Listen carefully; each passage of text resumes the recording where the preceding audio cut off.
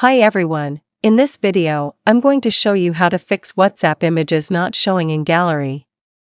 By default, every time there is a picture message on your WhatsApp, the picture will automatically be displayed in the gallery.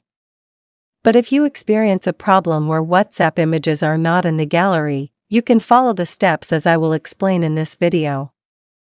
So, without further ado, let's get started. Firstly, open the WhatsApp app. Tap the three dots on the top right corner. Tap Settings. Tap Chats. Here there is a media visibility option.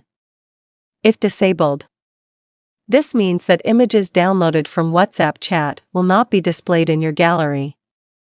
So that images can appear in the gallery, enable media visibility. Now, if there is an image chat on your WhatsApp, the image will be displayed in the gallery. That's the tutorial on how to fix WhatsApp images not showing in gallery. I hope this video will help you. See you in the next video. Thank you.